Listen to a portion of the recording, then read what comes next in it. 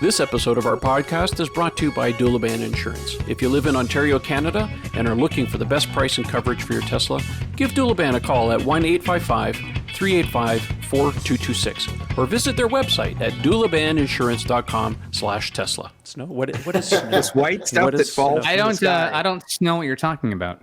Oh, Dad joke. Dad joke. Yes. Welcome everyone to the podcast. I'm your host Trevor Page. I'm joined by my usual co-hosts Eric Camacho and Ian Pavelko. How you doing, guys? Good, pretty good. I want to open the show by thanking all of the healthcare workers all around the world for all of your hard work these last several weeks. We hear countless stories come through the newswire, some tragic, some heroic, but a continued thanks for many blessings for all the work that you're doing. We really, really appreciate all the stuff you're doing 12, 13, 15, 16 hours a day. So thank you. Absolutely. This evening, we also have our good friend Kyle Connor from Out of Spec Motoring, who's joining us again on the podcast, because we thought we would take the time this evening and spend some time talking about the Model Y, because Kyle got to spend quite a bit of time with the Model Y. Brian from the I1 Tesla channel just took delivery of his car, and if you haven't seen his channel, well, both channels actually, I'll put them in the links in the video description. You guys can go and check out what they've been doing, but Kyle has a lot of inside information. So we thought, as a technology kind of focused podcast, we'd bring him on and he can talk all about that. Before we get into that, I think we should mention a couple things here that's going on with Tesla. Obviously, the factory has been closed since the 24th until further notice, although they have, because of the things that are going on with the COVID-19 situation and the ventilators, that they're talking about reopening Gigafactory 2, that's the one in New York, to possibly make some of these ventilators. So we don't have any concrete information as far as when that's going to happen, but it appears that it is actually in the works. So kudos for Tesla and the SpaceX teams that are actually working with the company. And I forget what the name of the company is that they're working with. But anyways, looking good on that front. Obviously, we should mention that they've put some employees on furlough until they get this thing sorted out or things passed. We don't know exactly what's going on. I mean, Ian, you're in the auto industry. Yep. And there's some stuff going down on your end. Yeah, it's bleak. In Canada, I have to say I'm very proud of both our provincial and our federal governments right across the country.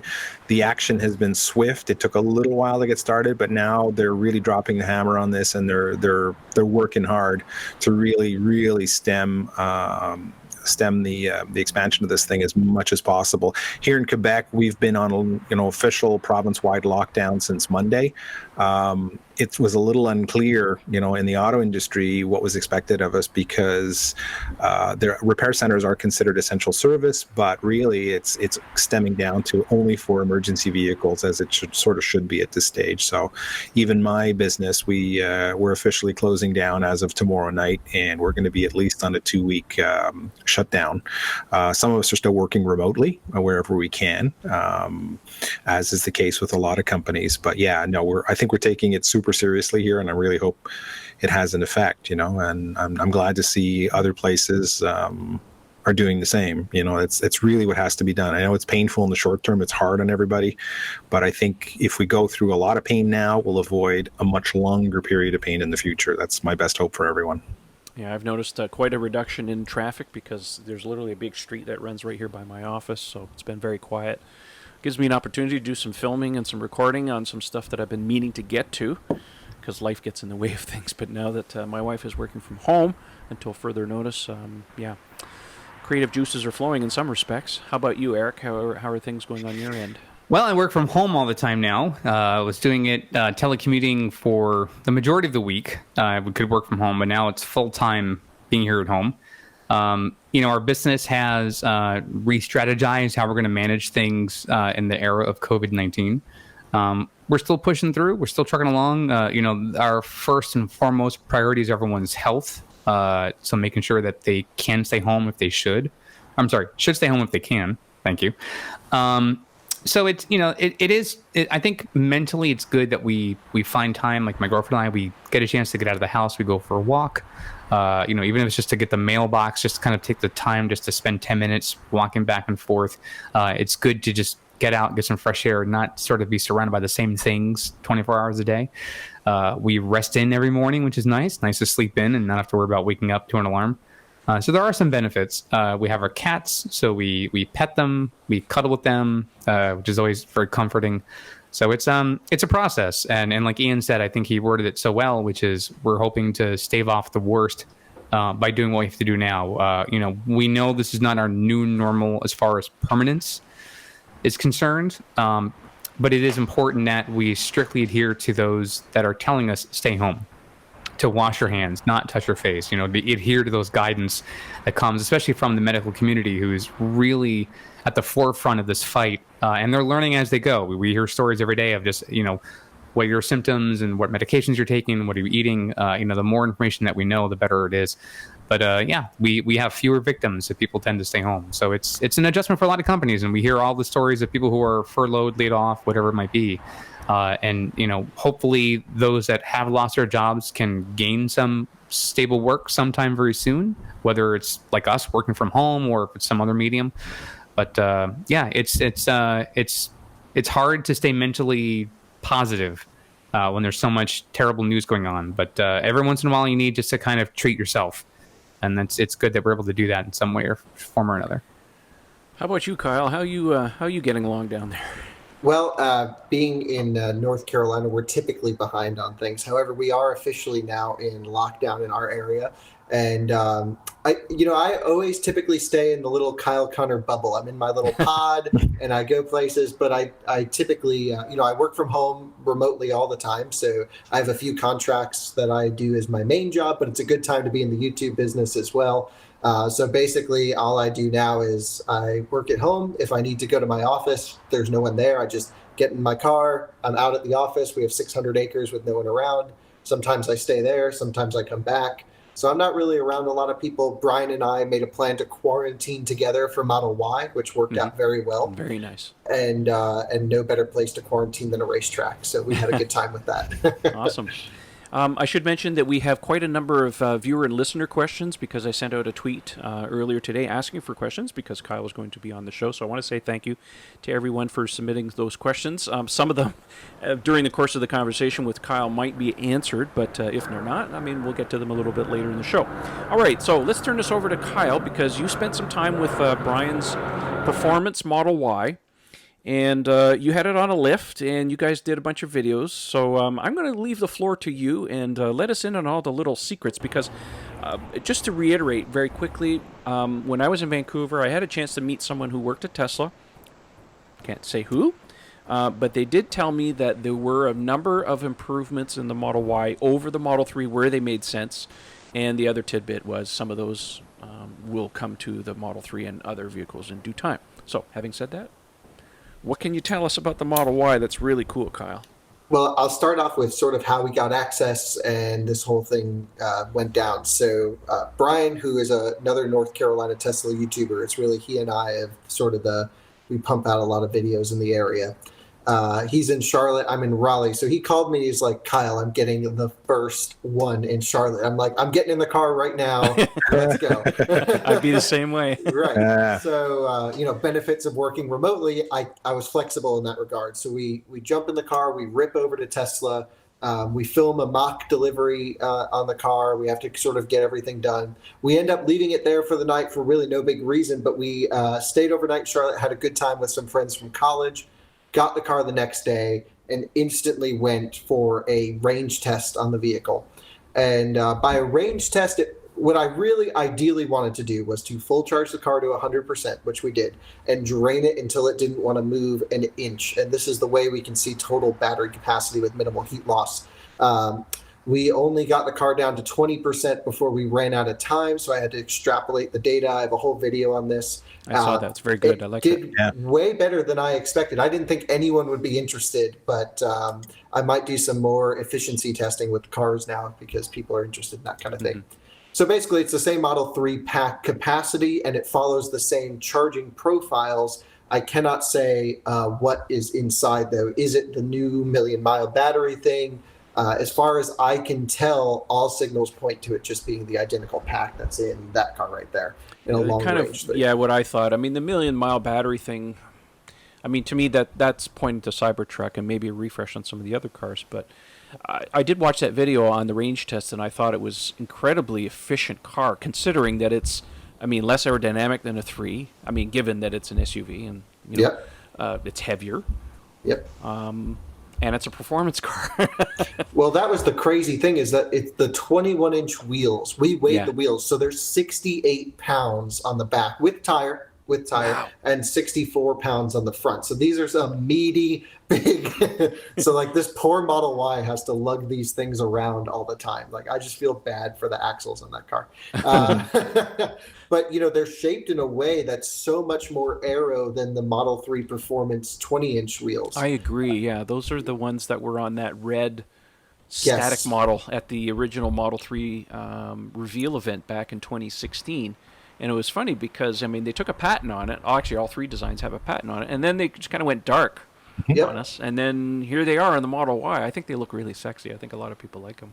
Well, yeah, I agree. And so we kind of thought, let's put these on the 3 and see if it gets better range. But the 21s don't fit over the little knuckle in the front. So, I mean, you might be able to get like a little rubber band tire to let it go, or a spacer. Ian was looking. He said maybe like a 10 or 15 mil spacer. Okay. But it might rub. Well, the tire, you can't use the tire off the Y because the overall diameter of the tire is a lot bigger. It's more than an inch bigger because they're using a much taller tire for the same rim diameter. To lose a lower profile, you think? Yeah, you'd have to use like a relatively narrow 30 profile tire on the 21 would clear, and then the 10 mil spacer, as I discussed with Kyle, based on all the data we had. And huge shout out, by the way, to you and Brian for spending so much time with me to get me all the shots. I have an enormous amount of data I'm going to share with everyone. It's just been crazy here this week with our shutdown and trying to coordinate things. So we'll get to that. And I don't want to interrupt Kyle's discussion, but just to say lots of juicy wheel and tire data coming at you. But yes, theoretically, you can use the rear wheels should be basically a bolt-on on a Model 3. The front with a 10 mil spacer, I think you can get away with. Take it away, Kyle. Carry on. Yeah, no, I agree. I think that's all true. We did spend time on FaceTime. So Ian was like, hey, take these million pictures. I'm like, I have no idea what I'm doing. I'll send you the Faro measurement device. I was so close to doing that. We're using fingers as So it was pretty funny. We had a good time. But yeah, so we got the Model Y. Basically, it achieves rated range at 70 miles per hour. Granted, this was a really good day. We had, a tiny bit of tailwind. It was a little bit warm out. And so everything was in the favor, but it just shows that the car is capable of doing some serious range. Then we took it up to the track, and the first thing that we did was 0 to 60 runs. Brian posted a video. It basically is just dead accurate every time, even at different state of charge levels. It's pretty amazing. The car launches much softer than Model 3 does. So it almost feels like they're protecting drive axle off launch, and then they feed in the power as the car ramps up speed. If you do like a 40 mile per hour slam power, which is the best thing in a Tesla, the Model Y feels more impressive than Model 3 performance in that regard. Wow. And part of it may have to do with the softer suspension, letting it, sort of nose up at the sky. But from a butt dyno perspective, it makes people go, wow, more than this car does.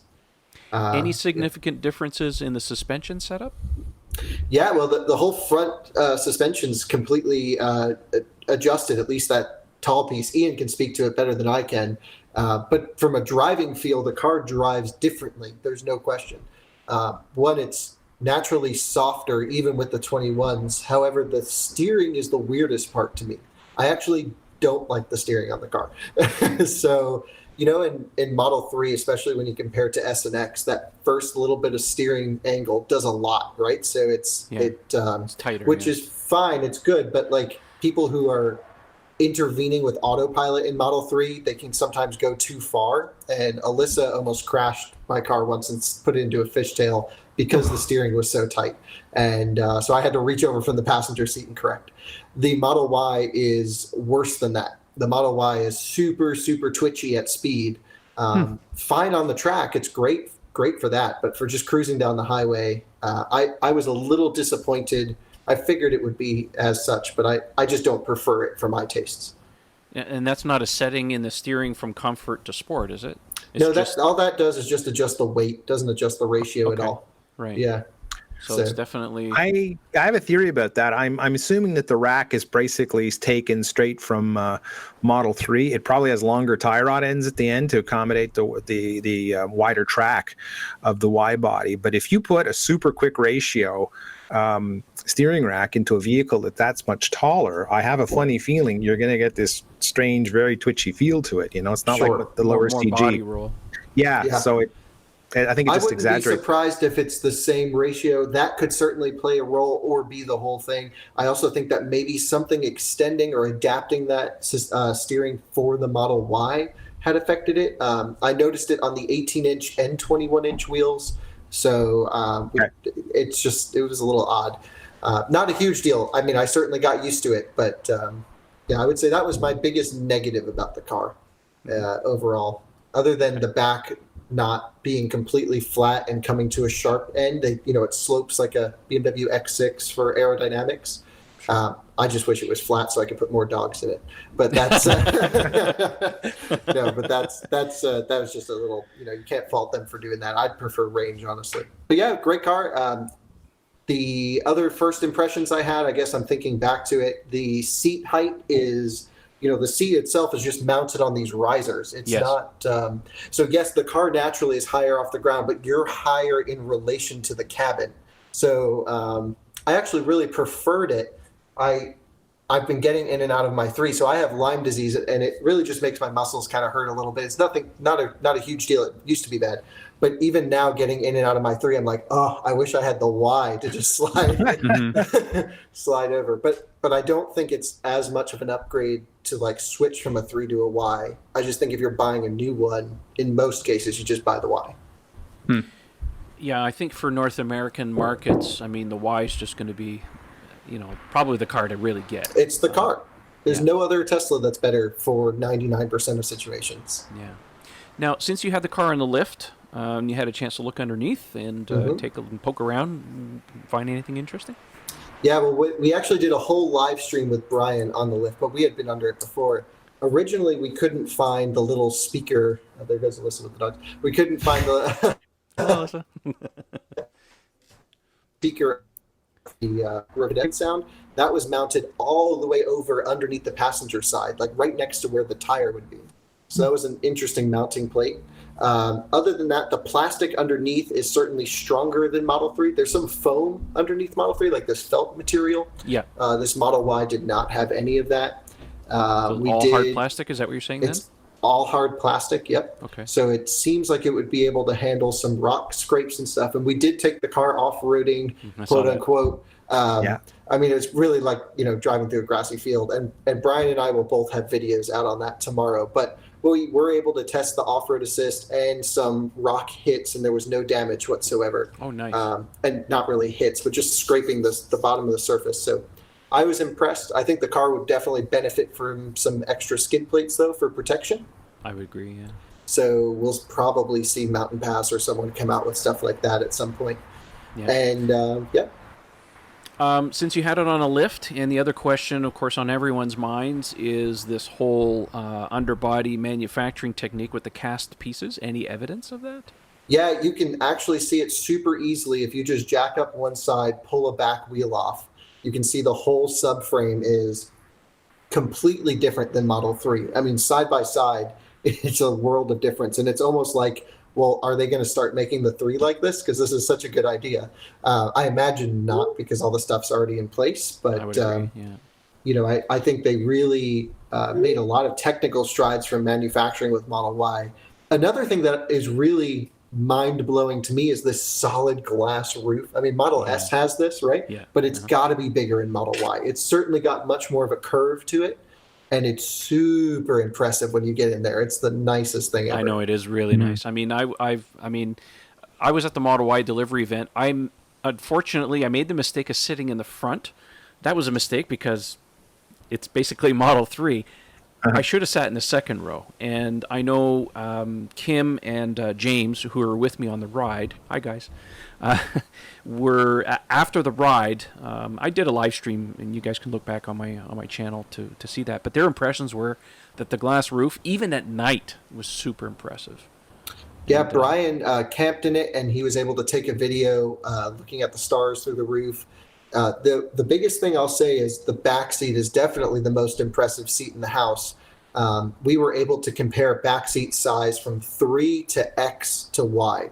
So we had all three yeah, 'cause there. he has all three, yeah. Yeah, and I mean, we have an S here as well, but this is an older one.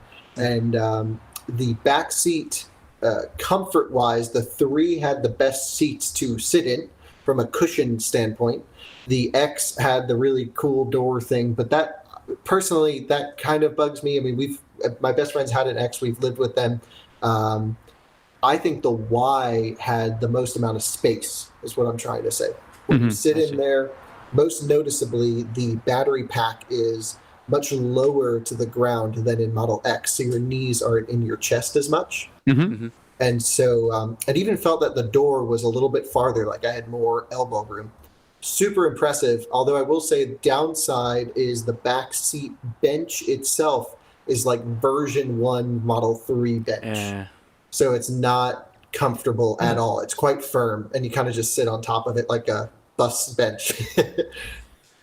So, yeah, look for a future improvement. Because if enough people, I mean, if you've seen it and you've sat in it for as little time you actually spent with the car, and other people are going to, I mean, obviously going to complain about that. So that's something that I'm pretty sure they will fix in due time. I hope so, because I'd say it was almost like everything else is so perfect. The only thing I can think they didn't do that for is headroom. Like when Model 3 rear-wheel drive, I should say my last one had the bench, this one has the sculpted seats. I lost probably 1.5 inches of headroom with that. Cool. Right. Well, do you guys have any questions before we jump into questions for Kyle? Well, I know some of the questions I had in my mind Kyle already covered, but given that the swath of questions we have tonight revolve around the Model Y, I'd rather let the audience get their questions in first. Okay. And if anything prevails thereafter, then we can address it. Okay. Well, let's start off with the first question, and I know we'll answer some of these because some of them are a little personal, other ones are just tech stuff. First question comes from Beverly, not my wife. I was wondering. Yeah, that's what I thought. I was looking at the questions, and I had to look at my wife. Did you submit this? She goes, no. All right. She'd probably just come in the room and be like, I got a question for the show. Yeah, exactly. Anyways, so Beverly asks, aside from the center console still having the piano black finish, what other Model Y features remain an issue to you?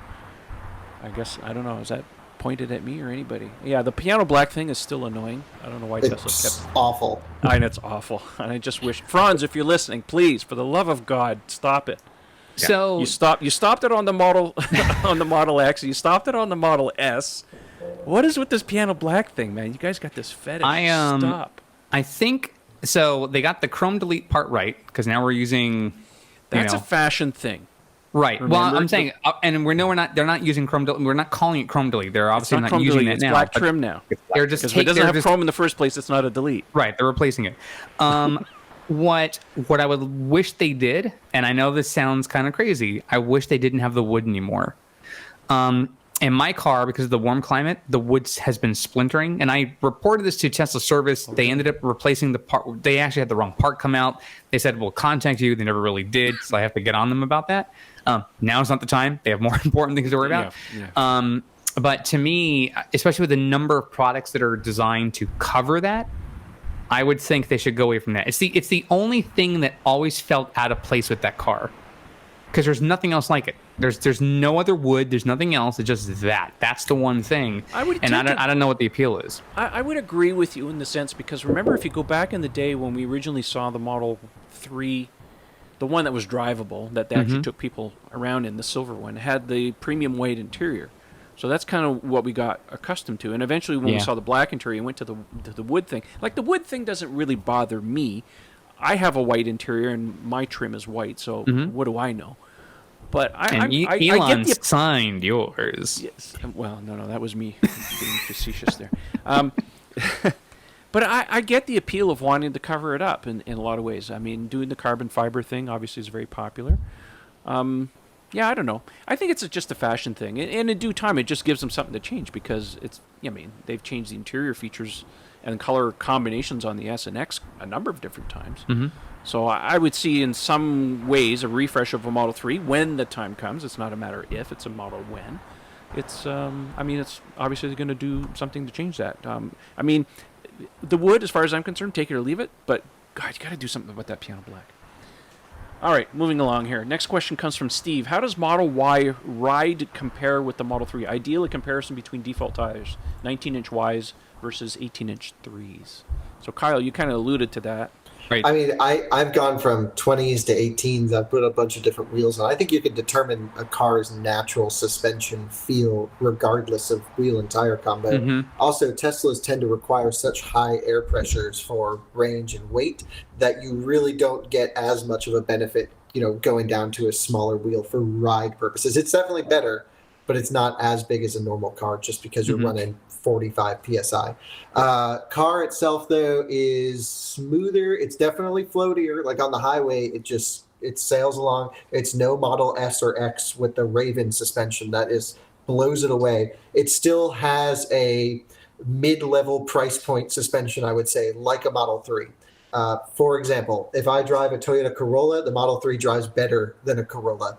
But if I'm in a BMW 5 Series or BMW 3 Series, I would argue that the Model 3 rides cheaper, if you can follow me, than those cars. So it's not a Porsche Macan suspension setup. It's not anything like that. I would say it's on par with like an Alfa Stelvio, if not smoother. And it's more than acceptable, but not mind-blowing. Okay. So the bottom line, people will be happy with it. Yeah, there's nothing to complain about, but there's nothing to go, whoa, look how nice my suspension is. Okay. Well, you want that? Go buy a Raven, right? Right, yeah, that's where Model S and X Tech comes in. Of course. All right, next question comes from John. He says, can you fit a couple of golf bags in without lowering the back seats or removing the driver from the bag? What the heck? Removing the driver. Oh, I see. The golf driver. In-depth golf bag. I see what you did there. I see what you did there, John. Well, hey, there's a cool feature in Model Y, which is you can fold down the center seat completely. Yes. Yeah. And so you could just put your driver right down the middle. But the bag, I don't think is big enough for your bag, but we did not test. I'm not sure. I can say, I can't speak to the Model Y's front trunk, but on the Model X, I was able to fit my wife's golf bags without taking any drivers out. So in the front? In the front, yes. Oh, not in Y. Y is still pretty narrow. No, I know that. I'm just saying, because I had an X, so I thought I'd throw my 2 cents. But for those wondering, while we're mentioning the front trunk, the Model 3 front trunk is wider, but not as deep as the Model Y's front trunk. So if you have a Model 3 and you're thinking of either adding a Model Y to your household or maybe trading up at some point, if you have products that you're using in your front trunk for your Model 3, they might not fit. If they're like snug to the fit of your 3, they will not fit in the Model Y. An airline carry-on does still fit, though. Correct. Airline carry-on does, right. That's you really notice how deep the Y's front trunk is. It's really very nice. deep. Of course. That's a taller body, right? Yep. All right, next question comes from Aurelio. It says, when do you think Model Y will start shipping to Europe? We had this short discussion about some of these questions before the show started. I think because of the current situation with the shutdown in the plant. I mean, originally, all things being equal, if things were still in production, I actually went to the Tesla site today and just pretended I was in a right-hand drive country just to see. Well, actually kind of goes down to another question maybe a little bit later, but about right-hand drive vehicles that you just can't order a right-hand. I mean, if you're in a right-hand drive country, you can't order the Model Y yet. And I think it really comes back to, well, when Tesla's ready to start producing those cars, then you'll be able to order it. I would suspect probably anywhere from 4 to 6, maybe as far as 8 weeks in advance, you'll be able to place an order because that's how long it takes for them to ship them out to at least to Australia and the Asian markets that ways. Again, the Chinese market will be handled by Gigafactory Shanghai. We know that they're going to expand that for Model Y production. Now, as far as Europe is concerned, going back to what we were saying, because things are in furlough right now, because everything's still manufactured in Fremont, I mean, Eric even chimed in. He says probably not till next year at this point. It's what I believe. I mean, look, there's a lot of uncertainty, and I know a lot of folks, for many reasons, want to know what's going to happen with their vehicle, whether it's a financial situation or something else. If they're looking to trade in their car and they have a certain value, they're trying to figure out depreciation and all that. So I understand the basis of the question is certainly has good merit. The problem is we frankly just don't know. And I think we don't know a couple things. One is, how long will companies like Tesla sort of be grounded in terms of their production. And number two is, all these different companies have to freight things over. There's just so much uncertainty about all of that. We really can't speculate beyond just the thought of maybe it won't be till next year. If we're able to restart production in say 8 weeks, then that's going to slowly ramp things back up again. But if it's going to be 4 months from now, because states certainly can regulate their businesses differently than a country might do it. We just, it's hard to tell. So I would think that if you're in Europe, even if you're left-hand drive, it would not surprise any of us if you're not getting your vehicle until sometime next year. I'd agree with that. Yep. Okay. Next question comes from Dion. He says, with the release of the Model Y and the great responses that it's getting, do you think that Tesla has to do a complete refresh on the Model X and blow it out of the park? Because if not, enough people will choose it over the Y and save $30,000. That's a very valid question because, there's no doubt that Model 3 and Model Y sales eventually, when things get caught up, well, Model 3, they've been chipping away at S and X market share for sure. And those are premium vehicles. People are paying extra money for those cars. Are they worth the extra that you're paying? My personal opinion is probably not. What do they have to do to keep those cars premium? Well, they do need a refresh, as far as I'm concerned, in the interior of the cars. I mean, the Raven powertrain is a really nice upgrade, but it's not, it's not crazy. So I think the interior needs something most people care about. Exactly. The interior needs to get a complete revamp, at least with the Model 3 treatment. I think the material should be better. If you're spending that kind of money, you're into six figures for the most part. It's got to have a six-figure income. I think if you talk to anybody who's been in the industry long enough, have looked at the S and the X, because of their pricing structure in those cars, the number one complaint was always about the interior. So it's not a matter of if, it's definitely a matter of when. All you have to do is look at Tesla's release schedule for their cars. I mean, the Cybertruck has the Model 3 interior treatment. You can't have an S and a 3 and an X, I should say, have the same interior treatment forever. I mean, that's got to change. Combined with some other tech that's probably coming. I mean, we know they're working on the Plaid powertrain that's been pulled from the Roadster for the S and the X. That's definitely coming to the cars. Who knows what else they're going to be working with. So, again, as far as timing is concerned with that, I mean, the scuttlebutt going around is probably later this summer. Who knows what things are going to happen now with the time changes that are going on. But it's definitely coming. At that point, you'll have to make an evaluation. So if you're considering an X and you're trying to think about a Y, personally, my personal opinion, I mean, I haven't driven the Y yet. I mean, based on its appearance and its size, it's like 90% Model X in a lot of ways. Yeah, the Falcon wing doors were always kind of, as far as I'm concerned, take it or leave it. Everything else about the car, it just, I mean, if you put it back in perspective, remember the Model X was developed very shortly after the Model S. So it's all Model S, largely. The Model 3 is really a step above everything else, and the X is just an improvement upon that. So as far as tech is concerned right now, the Y is the car to get. FineLab has a line of protective coatings that were engineered to protect your Tesla's paint, leather, carpet, plastic, and wheels, effectively blocking all those UV rays and environmental factors before they ever get to ruin your brand new baby. FineLab offers a complete line of car care products and ceramic coatings for both the do-it-yourselfer and professional detailers. Did we mention we also have the world's first self-healing coating? Check us out at finelab.com, that's spelled FEYNLAB, to see the science behind the self-healing. Check out our product catalog and click Contact Us for a free quote from a certified installer in your area. FineLab and Tesla, we were meant for each other. Yeah, I agree 100%. Sorry, Eric, but I had gotten out of X and into Y and back to X, and certainly there are aspects of the X that are nicer, but not $30,000 nicer. Also, Correct. On the other side, there's a lot of ways that Model Y blows away X. Its charging rate, its battery chemistry, that pack is amazing. Yes. The overall drivability, sportiness. I mean, the Y is sort of the one car that can do everything. You can take it to the track if you're crazy like me, and it feels right at home. You can drive it on dirt like a rally car, and you can daily drive it. The X, you can really just drive it on the street and like it's a worry if you're going to Fabergé egg, break something remember? if you drive off road. Yeah.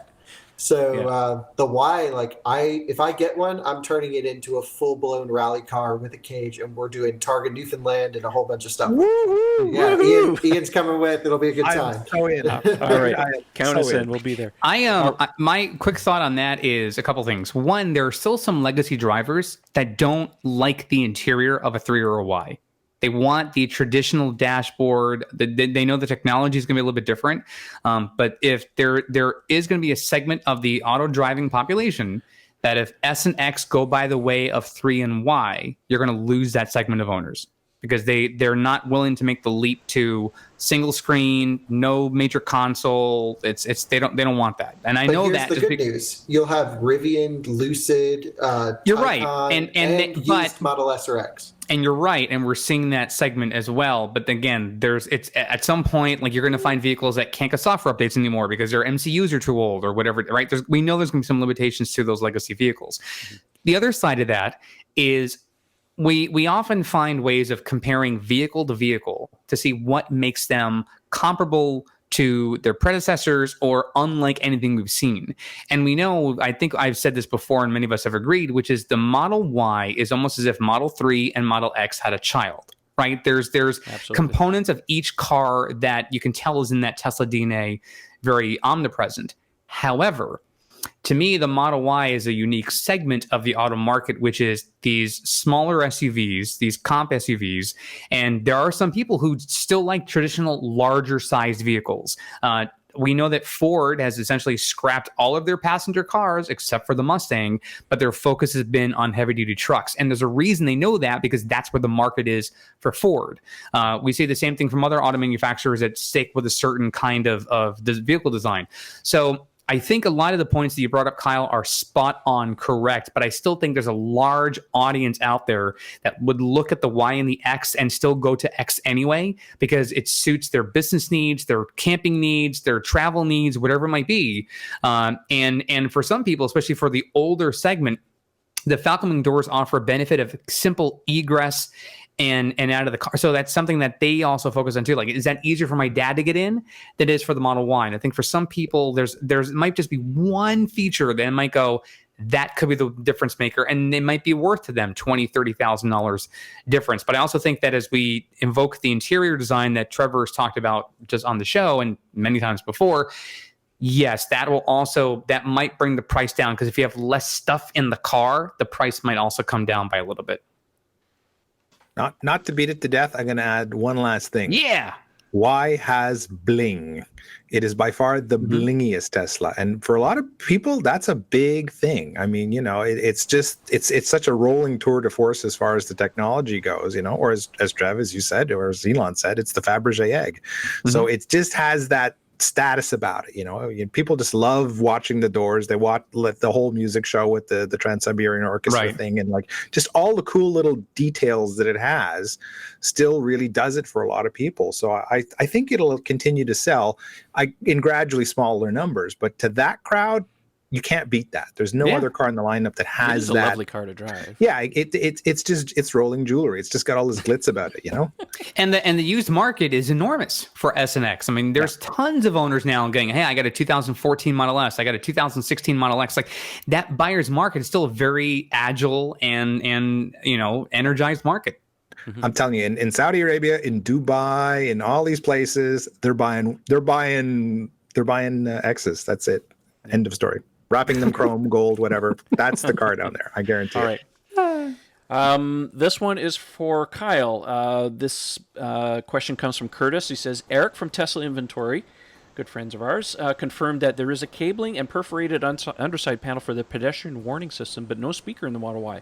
Since it's now a federal requirement, why did Tesla not include it when they had it installed later in the Model 3 builds? So they want to know why Tesla didn't install the speaker, but they put the little perforations in? Well, they're saying, why is the pedestrian warning system in every Tesla now? Well, on the Model 3 anyways, and why is it not in the Y?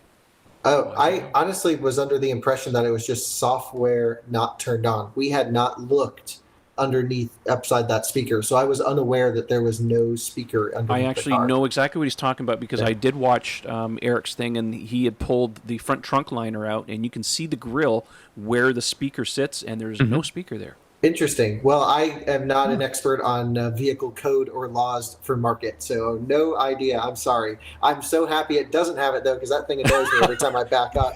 I mean, honestly, the air conditioning fans are enough for people to hear you, and in drive, you don't hear it anyway. And will I ever play silly sounds out the front of my car? Probably not, but I hope people have fun with it.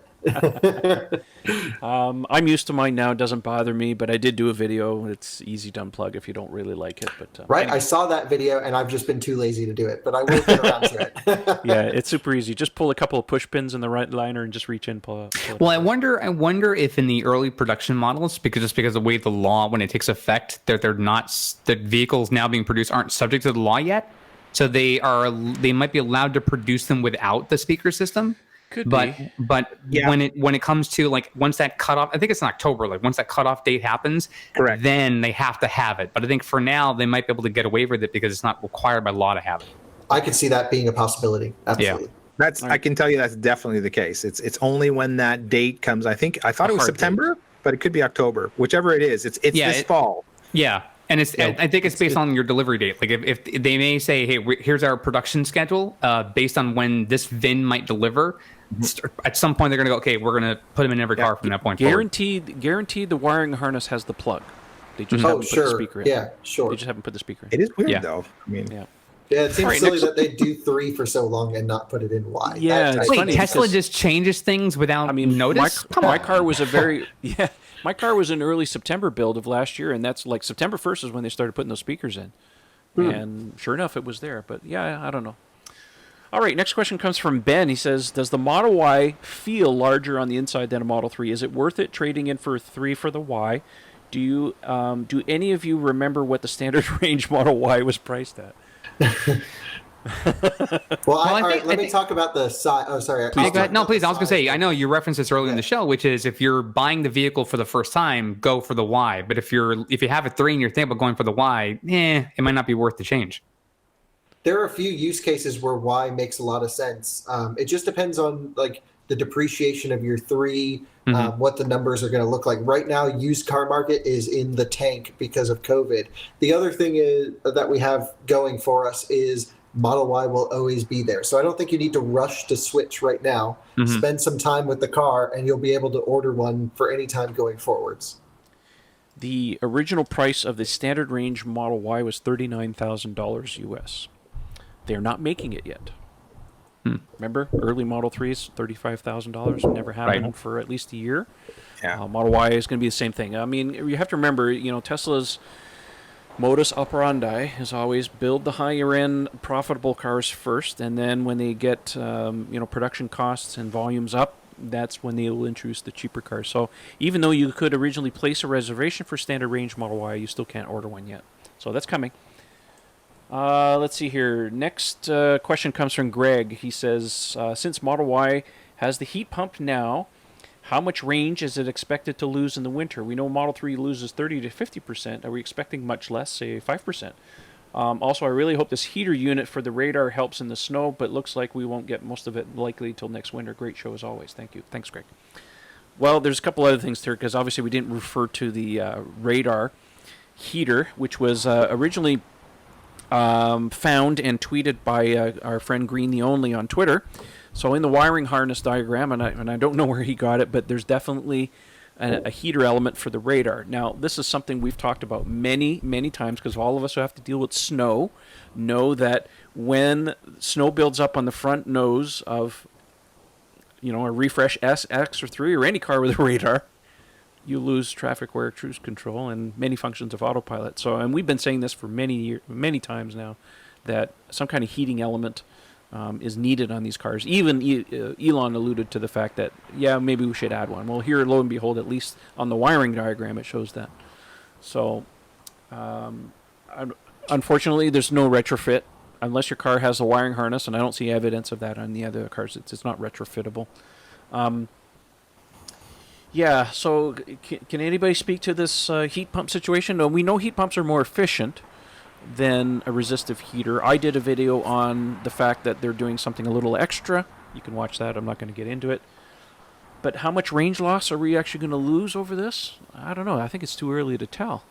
It's hard to say. It's totally up to how they're tuning it and coating it and harvesting as much heat as possible. The best case scenario for the heat pump, based off my understanding, is when the battery needs to be heated up and the cabin needs to be cooled. And then you can harvest all of the cold and the hot side from that unit. Are we going to see a 5% increase? Maybe, but I wouldn't say much more than that. Elon did say on Twitter that the heat pump situation on the Model Y was some of the best engineering he had seen. They had made some changes, obviously, to the what I'm taking as the super bottle. They called it the octa valve. So there's some more engineering going on in there. Again, Tesla being Tesla, this is something that will make its way into a future version of the 3. And any future cars when they get some kind of pack revamp, S or X, maybe in the future. I would not. This is not something they can just leave on the table. This is going to make it into other cars, and possibly even current cars once they get around to having enough engineering resources to revamp the cars. I will say, this is a big deal. They took a patent out on it, for crying out loud. Sorry, the Model Y has a totally different way that it handles thermal management for cabin cooling, though. We could tell instantly. It just exterior noise alone. When the Model 3 was dead silent, the fans on the Y were just blasting. And same scenario, same temperature each time. And so I don't know if it needs more flow. It wasn't annoying blasting. It's not a negative at all. You could just tell that it was programmed differently. But AC compressor, like target speed, was very much the same as 3, but it did sound different. So it sounded a little bit deeper than 3. Mm-hmm. Okay. Well, it's obviously some changes going on in there. So, very good question. Thanks for sending that, Greg. I mean, as we dig more into this car, as they get into hands, I mean, they're still not available where I am. One of the first things I'm going to be doing if I get my hands on it is begging and pleading if I can take the front trunk out to do a little bit more exploration.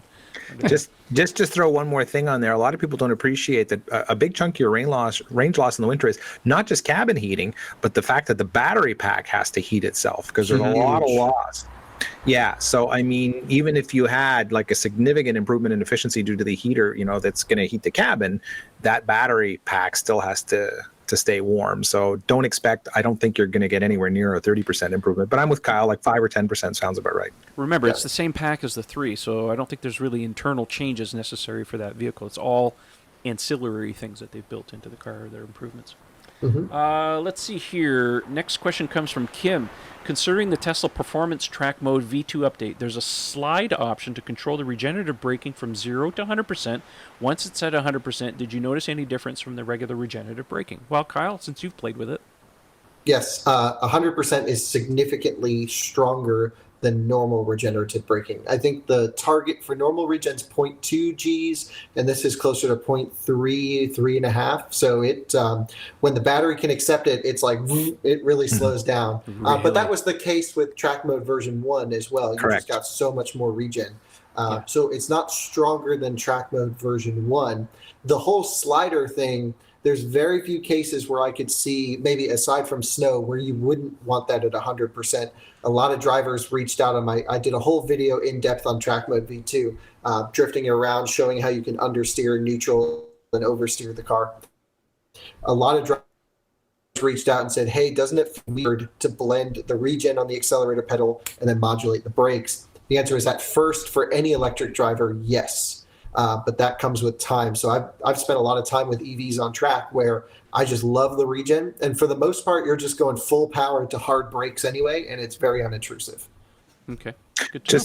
Just from my experience of driving it in the snow, having the 100% regen in the snow works really well. It's what I found is I much prefer having track mode on with 100% regen on snow. On ice, it's a little bit dicey, but on any kind of hard packed snow, it's fantastic because as soon as you drop the throttle, the car dives onto its nose, and then you can rotate, dig in and turn. Oh, it's fantastic. It's just so I have a question for you, Kyle, because I have a Performance 3 as well.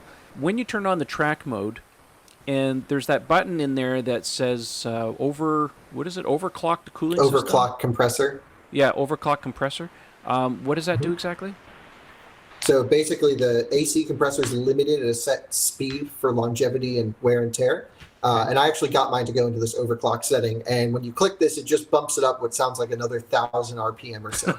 So it just goes from zzz to zzz. And yeah, it rips. But it will only do that if it requires the extra cooling. So like I kept the system on to test it, drove around pretty hard for 1 or 2 laps, didn't adjust, but on the 3rd lap, that's when I could hear it go. So it tries to prolong life for as long as possible. Okay, that was interesting because I know Ian, for example, when he first used track mode last year, or was it 20? Actually, it was in 2018 in winter when he used his.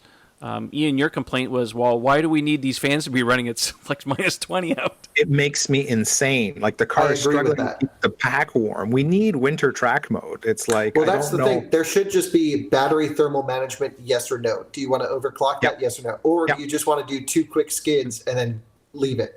And that's why I had asked you about that slider, because I was thinking, well, why don't we just use track mode in the winter mode? And, if that was the button that controlled what Ian was complaining about, but obviously it's something different. So it is different, and there is no way to turn track mode on unless you're in park, which drives me nuts, because sometimes I'm just driving, I want to do a quick skid, turn everything off, rip, and then turn it back on. But they don't let you do that. No. All right. Well, here's another question for you since we're on the topic. Jay asks, does the Performance Model Y have a track mode, or is it just off-road mode? This is a great thing, and something I wanted to get into on today's podcast was the highlight of Model Y, which is its performance driving characteristics. No SUV deserves to drive this good. And I know it's a CUV, but like you could put 7 people potentially, maybe 2 people without legs in the back, and right. But you can still like send it so hard. It's amazing. The chassis is unbelievable. I would say the Model 3 is very good. I mean, it hides all the weight, but this is like, it's an SUV and it can do everything the 3 can do. You give up nothing in performance getting Model Y. To the modes though, the standard mode with slip start, same as 3, doesn't let you have any fun. It shuts everything down. There is no track mode on Model Y performance, unfortunately. And so, at least not yet. I don't see any technical reason why it cannot be software added in the future. We've heard no communication from Tesla. They could just be doing some finalization with I would imagine the thing would be the whole heat pump cooling system. To run that at max might require a little bit of time. That would be the only change I could think of. But the version of software we had was the last version that dyno mode, to my understanding, gave you full power. And so what dyno mode is it's just ESP like 95% off. It stops too much wheel spin so you don't snap an axle when it hooks up, but no stability control. And so I did a whole video track review on Model Y, sliding it sideways. I mean, it's like a rally car. It's amazing. In dyno mode, but I'm pretty sure in future updates, dyno mode will have limited power, which means Model Y loses a ton of appeal for performance driving until track mode hopefully comes. I hope the Roadster has dyno mode. Right. Well, we can always pull a wheel speed sensor on it too, right? So if you pull a wheel speed sensor, the car doesn't know how fast a wheel's going. Although I think we haven't tested, but it may pull power and put it into limp mode for that as well. Okay. The one thing that we know the Model Y does have, the Model 3 doesn't, is animated door animations when you open the doors. Oh, really? Yeah. I didn't even notice that. Yeah. Well, I think that's just a software update thing coming to Model 3 eventually. They just, whatever, the engineers decide to throw that in for the Model Y. All right, well, that's a very good question, Jay. We're looking forward to seeing if we have performance mode in the future. Go ahead, Ian. I just want to put a quick plug out. If you haven't seen it, go and watch the Out of Spec Motoring video on this, where Kyle, and it's worth it for 2 things. First of all, it's a fantastic demonstration of how good the handling is and everything you want to know about the dynamics of the Y. But the other thing is Brian's face. It's so good. Him sitting in his brand new performance Model Y with 300 miles on it while Kyle is just hammering the living crap out of it. It literally had 295 miles when I got on the track, like less than 300 miles. But go watch it. It's so good. I was like, I'm putting my tires on this thing. I'm going to roast them. And he was, Brian is so cool. I mean, a huge shout out to Brian at I1 Tesla to just he's great. He's always been super kind with just like, here you go, Kyle, go tear it up. And like, he's wonderful. Yeah. Okay, next question comes from Ron. He asks, does anyone know if when using the autopilot and following another vehicle, whether or not it uses regen or the brakes to slow down? The answer is both. All right, moving on here. We got just a handful of more questions, I think. Yeah, we're doing quite well here tonight. All right, Lachlan asks, do any of you gentlemen, who's a gentleman on this show? We have one. Do any of you gentlemen in the know have any idea when the Y will be available to order in Australia? Local Tesla guy says they're not sure when it becomes available to order. Also, congrats on the cross-country run. Thank you. Again, I think we have to refer to what we were talking about earlier in Europe. Once right-hand drive production is ready, probably anywhere from 6 to 8 weeks, you'll be able to order a car. Right now, and they're in shutdown. They can't even make any cars right now, and there's lots of people still waiting for that. It wouldn't surprise me that we're seeing cancellations and maybe some hold-offs on buying cars right now. Next question comes from Carlos. Says, are your families okay? Yes, our families are okay. Well done, well. Haven't had, knock on wood, no issues. Thank God. We have some friends literally a day and a half ago where their little daughter, who's about 9 years old, went in for an emergency appendectomy. So she's, poor little girl's a little freaked out because of the whole situation stuff, but she's on the mend. She's doing quite well. So I'm sending her dad jokes on the and emojis on my phone to keep her spirits up once in a while. So it keeps her happy. I will say that we all know someone who knows someone who's affected. There are some that are close friends of ours that have been confronted with some hopefully not terrible news in recent weeks. But yeah, we certainly hold out hope for all of you in the audience that you and your loved ones, your coworkers, your neighbors, your friends, complete strangers, that everyone that you can think of is safe during this time. So again, adhere to your local officials, stay home, wash your hands, don't touch your face. So use common sense. And by the way, I want to add this one PSA. If you're not in the medical community and you are not sick, don't use gloves, don't use masks. Give those to people who need them a whole lot more than you do. It is frustrating to go out to my local grocery store or something like that and see people wearing them and that they're not coughing, they're not sick. First of all, if you're sick with something, you shouldn't be out anyway. Have someone deliver something to you, whatever it is. But yeah, if you're not sick, please don't waste PPEs, as they're called, personal protective equipment. Give it to donate it to your hospitals, your medical centers, your urgent care centers, whatever you can, because they need it a lot more than you. All right. Next question. that is so much moving on. Sorry. What more can I add?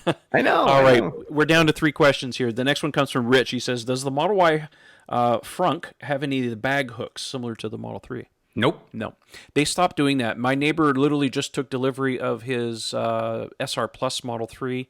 And as I had tweeted out some time ago, it was a number of weeks, that they've stopped actually putting those hooks in. It's not like you can't buy them. You can buy them through Tesla service. And I was told that it was going to be eventually made available on the Tesla store. They're like $1.50 a piece or something like that. So if that's something of interest to you, delete them? I don't know. Money. It's $1. Well, you know what? I'll say this. I did watch a documentary that was on Ford when they were developing the last Mustang. And the bean counters were in the room, and they were talking about all kinds of little things, and they were talking down to 50 cents a piece on some parts. And their argument is, well, look, we're producing 500,000 cars a year, 50 cents, that adds up to a lot of money. So to you, it's not a lot of money, but when you scale that, it is a lot of money. I forget the airline, I don't want to mention names, but there was an airline that took out, I think, olives from one of their salads. Peanuts. Or no. I'm not saying the freebies you get. I'm saying like in a meal, right? I know what you're talking about. I think it was olives or something small like that. You would think like it's a couple of olives, right? It saved them over $30,000 a year in fuel. Like right, but it's the cost of having olives in all those salads. So we think it's ridiculous, but also I'm someone that has them and I don't ever use them. So if it speeds up production, saves you money, and most folks go, I don't use it, or it's not my car, I don't care to have it. I've owned one car with it and one car without now. This one does not have it, and my last one did, and I have never used them once. Doesn't matter. Yeah, it's not a big deal. It was annoying though. I opened the front trunk. I'm like, you cheaping out? I got no floor mats in here. I feel cheated. Silly. Yeah, I was pissed. I was like, where's my? Come on, man. I never used them. But it is true. I mean, there are people's responsibilities. They're looking at cutting costs wherever they can, and they look at the things, and I'm sure they have a list of priorities and say, what can we get rid of? And that one just made the cut. Hey, you know what? There's coat hooks in the Model Y, so that's good. Yeah, the Model Y has really weird, not weird in a bad way, weird in a good way, rear lights, like the ambient lights. They have a separate switch and then a coat hook, all built into one little unit. It's really nice. Yeah, space saving on that it's on smart. the pillar there. Yeah, it's pretty cool. All right, down to 2 questions. Racer says, how much trunk space to compare to a 2018 Model S? If you shop and you have items in the trunk, will the bad guys see them and try to break in? Very good questions. So, Kyle, you can answer that. Sure. Well, actually, this is something Doug DeMuro touched on in his videos. I saw there his is video, no rear parcel shelf, and there is no place to add one. However, the back glass is pretty tinted, but with a flashlight, you could see in, no question. So I would say that's an opportunity for the aftermarket to come and create potentially a safety solution for people maybe who live in California or poor climates. Here, honestly, I leave my key card in the car. You just come over, take it, there's Good to know. Okay, sorry, don't come take my car, but, we live in a safe spot. And, I don't have to worry about things like that. Pin to drive. Yeah, pin to drive is cool. I've never actually lived with or tried it, but now after I said this, I think I'll need to put it on. So, sorry. And there's a show title: Pin to Drive. Pin to drive. There you go. But it is, I would say, a relatively more of a risk than Model 3 in bad areas. Eric, what's your take? No, I think, Kyle, you brought up a lot of good points, and I would agree with you 100%. I think the other thing to consider is because you have the front trunk, and it's a pretty deep well in the front trunk, and you have the trunk well where you can lift the back cover and put some things in there, any place you can hide things is better. Whether you tint your car or not, Kyle's right. If I shine a light bright enough in your car, I'm going to see whatever's in there. It doesn't matter how small. If it could be in a black bag. If it's got a weird shape, I'm going to know it's in the vehicle. So ultimately, it's be conscientious of what you're buying. No different than if you're taking deliveries to your home address. You want to obviously try to get things where they're not porch stealers and that sort of thing, mailbox creeps and whatever. It's going to happen with your car. So Kyle's right. If you can either think of an aftermarket solution at some point or just be conscientious about trying to utilize the space that Tesla does already provide you to hide your things. If it means going home, dropping it off, and going out again, and it's not an inconvenience, then do that. But certainly it is a risk if you just throw your golf bag up there and someone's like, hey, look, I can see a golf bag in there. So I'd love to get all of your take on something. I just thought about this while we were talking. Do you know how anyone can just walk up to a Tesla, put 12 volt to it, and pop the front trunk? I've never once heard of a break-in with the front trunk on S, X, or 3. That's true. Even though it's common knowledge in the Tesla community. Okay, it may not be totally No. I always look at Tesla and be like, I could just open the front trunk if I felt like it. Because that I never would, but, because you know. But that's a common thing in the Tesla community. The average person doesn't even know that there's. They look at the circle in the front and we go, "What is that? Is that the radar?" Right. I don't even know it's the tow hook, right? Look at how many idiots are still breaking into Model 3s or damaging them or whatever, or any with Sentry mode. Sentry mode's fairly well. You're so right. I mean, and they're still doing it. It's like, hello. But the majority of Tesla thefts, though, tend to happen over in Europe, not so much here in the U.S. because of the way they can essentially copy the key for your You're vehicle. talking about the complete vehicle theft. Right. Vehicle theft Right. So I'm saying there's a number of things. I mean, we're not like Kyle just giving our address and saying, "Hey, come take my car." No, please don't. I'll let you borrow it, but ask nicely. Usually, I tell you what, I guarantee if you tell Kyle, "Hey, can I go to the track with you in your car?" He'll be like, "Let's go to the track." Yeah. Let's go to anytime. But with that in mind, yes, both. I mean, we know that San Francisco has had a major number of vehicle break-ins, which is one thing. But when you say vehicle theft, that's a whole different thing. And I know in the U.S., we probably have a higher rate of break-ins, but outside in Europe, they have a greater number of vehicle thefts. So it's hard to it really is hard to steal a Tesla. It really is. But I'm telling you, folks, if you're a novice and you don't know these things, I'm looking into the camera and I'm talking to you. We can track the cars. Using our phones, we know where you go. For example, story came out this past week. Hilarious story. Guy I want to say in Europe had his car stolen, but didn't know it. The guy was running out of battery and went to a third-party charging company, and they're like, "We recognize this car." They don't explain why. It doesn't matter. They recognize the owner. The car, but they don't know the driver. They're like, "You're not the driver, or you're not the owner of the car." So they contact the owner, going, "Hey, did you lend your car to a guy?" I was like, "Nope." The guy was caught within an hour. Yeah. So there are dumb criminals, to be sure. But yeah, but it is. Look, Tesla has integrated safety mechanisms for a reason. They can't obviously keep someone from breaking in your window. That's really contingent on you, the owner. Be smart about what's in your car. You hear cities everywhere: lock your valuables, don't leave things in your car. More importantly, don't leave dogs and kids in your car. But still, you can now in a Tesla, but you couldn't before. Anyway, the long and short of it, just be conscientious about your environment. If the features are available to you, use them. Try to make sure you have PIN to drive. It's one of the easiest features so that you can't get your car stolen. But yeah, don't keep things in plain sight. We hear about break-ins in every car, every city. Just, be smart about it. Yeah. Now, before we move on to the last question, we still have to refer to the current question.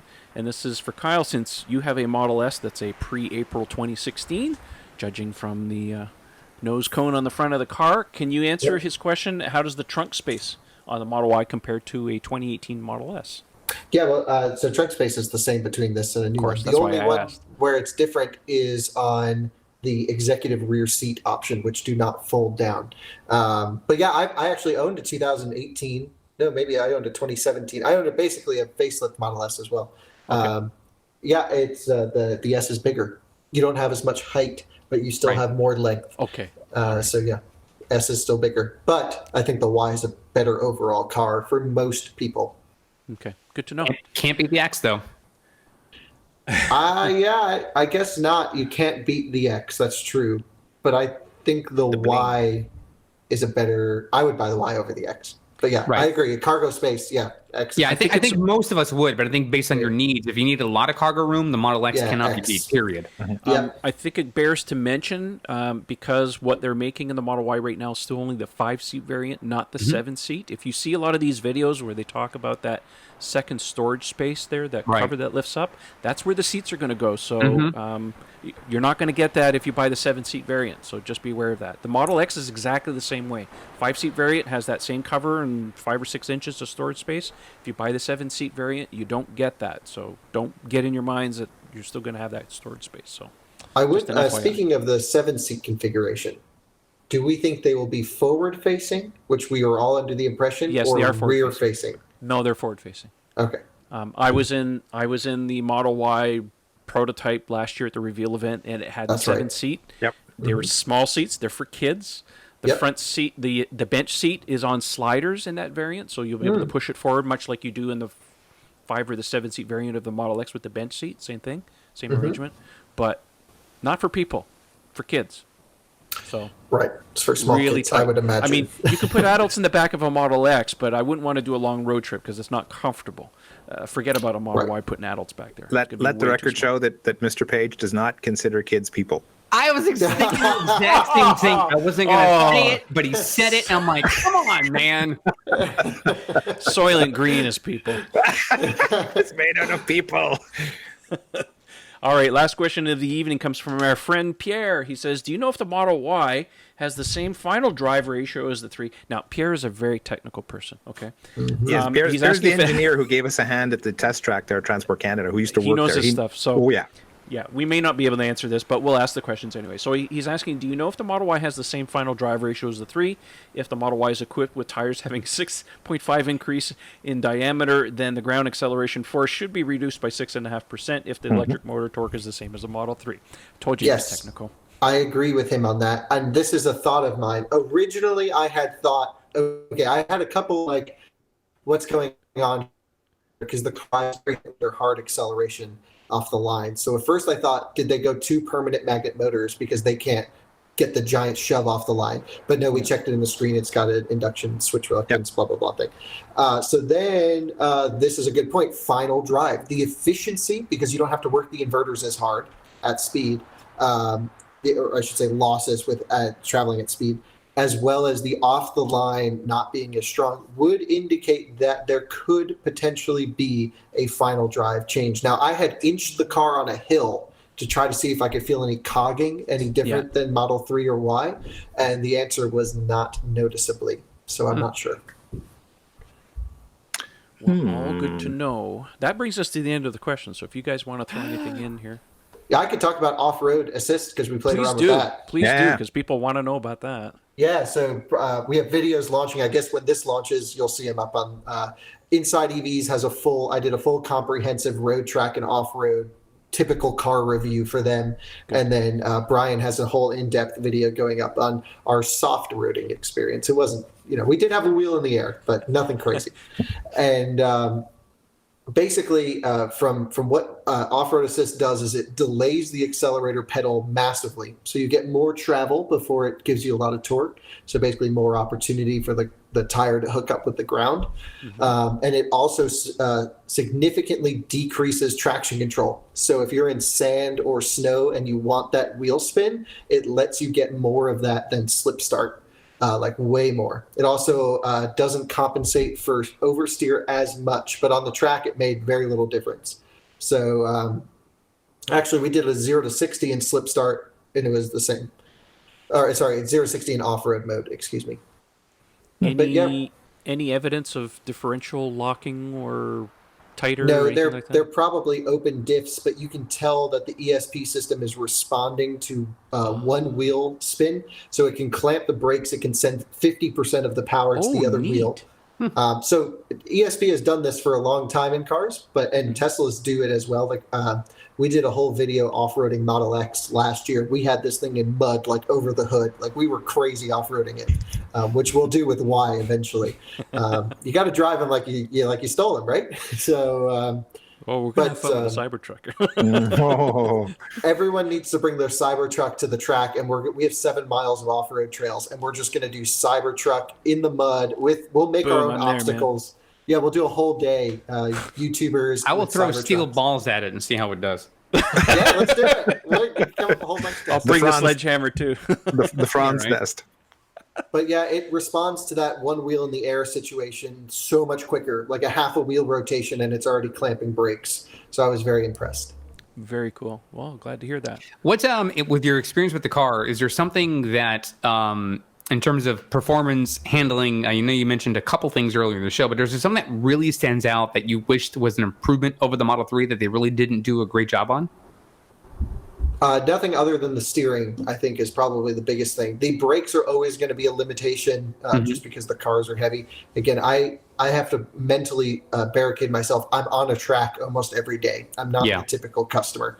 But for 99% of people who will just go on a back road and rip it up, it's totally, totally fine. The thing with Model Y is there's almost no way to fault it. Like we're grasping. I was grasping when driving it, trying to figure out what I don't like. Now, if I get into like a Taycan, for example, because I'm a big Porsche gearhead, I'm like, here are all the things I absolutely love about this car. But oh, by the way, here are the things I hate. The Model Y is sort of right down in the middle. I don't hate anything about it. I'm not going crazy in love with it, but it is the perfect, unintrusive, easy car to live with. It's like you just need one of those in the garage and then a Morgan 3-wheeler next to it. Well, that'll make Alex Roy nice and happy. I was just going to say. But what intrigues me most is when I think of off-roading vehicles, I don't think of a compact SUV. I think of a it's sedan. not meant to be an off-road car. Right, and it's amazing that the tests that are being done by drivers like you really show what Tesla's engineering team has been able to do with the cars like this. Electric vehicles in general can do, but specifically what Tesla's cars can do. And it's amazing when people say, well, the Model Y is just a jacked up Model 3, but you're still able to get so much production from a car that is larger, weighs more, is certainly bigger in dimensions, especially in the height of the car. It's a little bit longer than the Model 3. It's a bit wider. I mean, there's in every which way you would think like it shouldn't perform as well. And you're going, no, they're basically about the same, which is amazing from an engineering standpoint. But it's amazing to hear you also say that the car sort of is, from you, because again, not all drivers are like you, but for you to say, it's not blowing me away with its performance, but I'm not like, for that to be said about a compact SUV is by and There large. was no whatsoever. Yeah. It was right on par with Model 3. It was as expected, I should say. It was great. Cool. Yeah. That's good to know. What continuously blows me away about Tesla is just the amount of time and thought that they actually put into the stuff that actually matters with their cars in unexpected ways as well. Yeah. I agree People are with just that. like, oh, the Model 3 is just like, oh, it's just another electric car. No, it's not. We put it up against so much Totally other different. electric cars. It's a different animal altogether. Well, what's impressive about that too, Trevor, is if you focused on one component, like interior or the motor or the body design. I mean, if you just focus on one aspect of an auto car, you might say, well, that one thing is an engineering feat of its own. The way they designed the bucket seats, the way they designed the center screen, the way they designed, the coat hooks. I mean, all sort of. I mean, for some people, you might find that the minutia interesting, but overall, whatever interests you about any kind of car, the things that you look for most, like how comfortable is my legroom if I sit in the back seat? Maybe no one ever does, but the time that someone does, you're going to want to know, I'm 6'4", I'm comfortable back there. I know when my dad visits, he's going to be fine. Or when my sister-in-law comes in to visit, she'll be fine. So it's amazing that you can nitpick other things, but there's something about that car that from other cars you've owned, they blow it away. Blow it away. I think it's because every other car is designed by committee. I would agree with that. That's very true. I'm very lucky enough to be close friends with the engineer at Porsche, one of the lead engineers on the Taycan project, who's no longer with the company. But I just was on vacation with him for a week in California, and he had been with Porsche for 25 years and basically was like, if we want to do something, here are the 9,000 meetings we need to go through, right? Mm-hmm. And even working at Tesla myself, and Eric, I know you were too, yeah. Maybe it's not as streamlined as we would have hoped, but it's like a 500% improvement over what anyone else has to deal with. It's amazing. Not only that, they take feedback from anyone that they think is an improvement. So whether it's an employee that's being asked, Elon could send a mass email to the entire company and it's like, if you have an idea that's going to improve the cars, let us know. You have obviously a huge Twitter following, always, talking to Elon. If they see he's up at 2 a.m., it's a barrage of tweets coming his way, right? We know that. But at some point to see him interact, I mean, it's not common. You hear CEOs. I mean, you've had PR firms, you've got certain marketing arms of companies that will then interact with the public at large.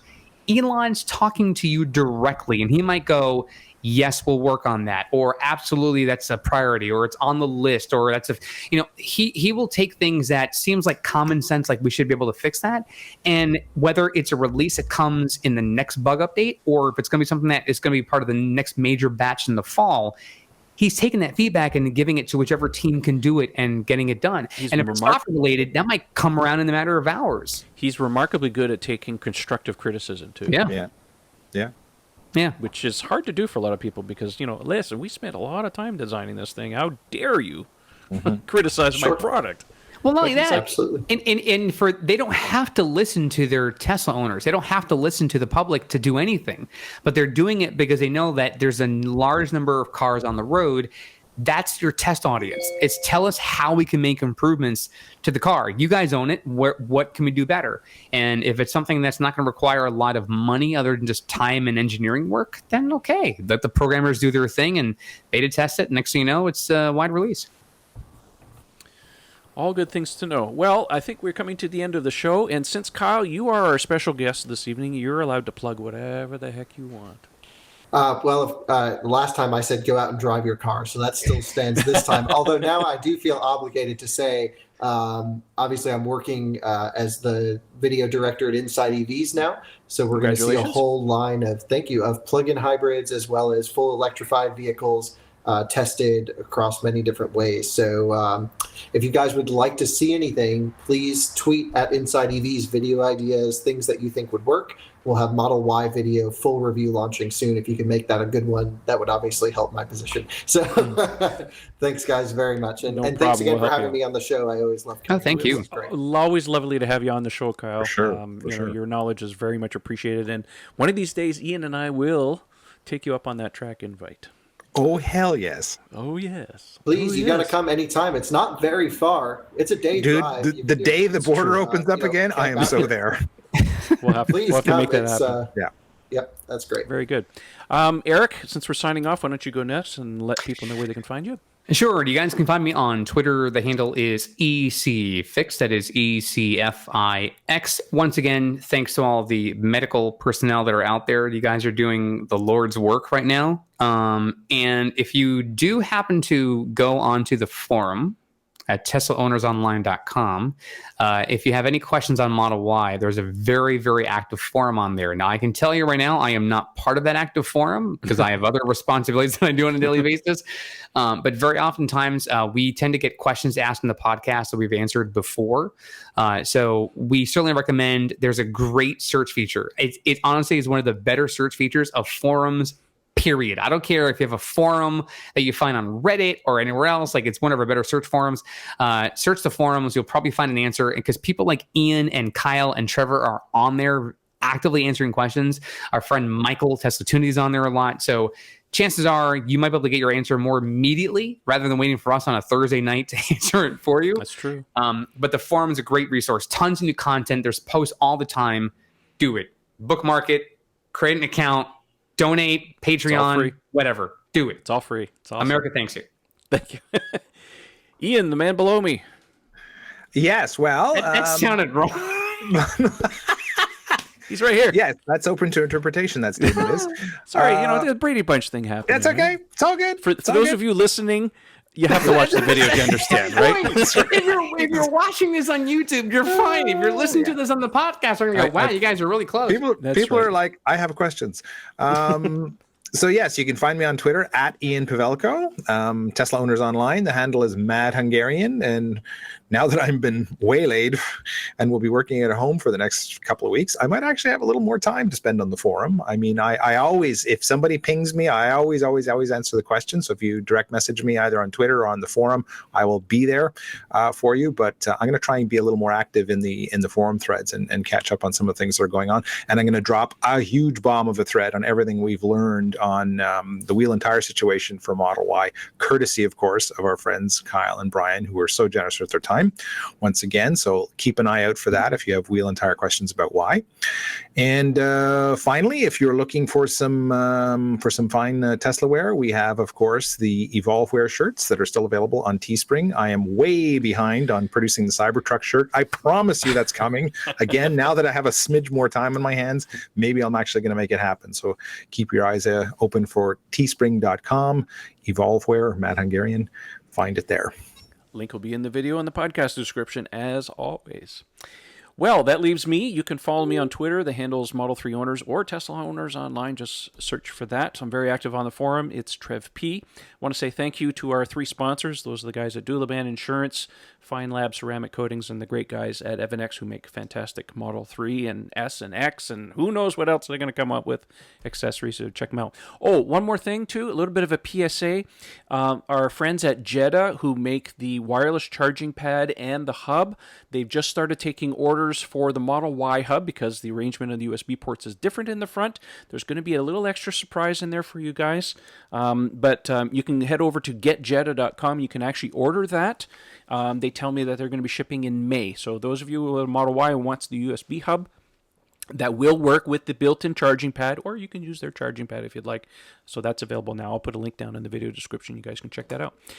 Well, that's it for this evening. Thanks again, Kyle, for joining us. As always, you're always welcome. So if you get any more stuff, but make sure you follow his YouTube channel, Brian's YouTube channel, the guys at InsideEVS. Links will be all down in the video description and the podcast description. You guys can follow them. And really quickly, for our podcast listeners, if you're not already doing so, go on YouTube, forward to the end of this YouTube video, so you can see all of us in our various stages of hair growth.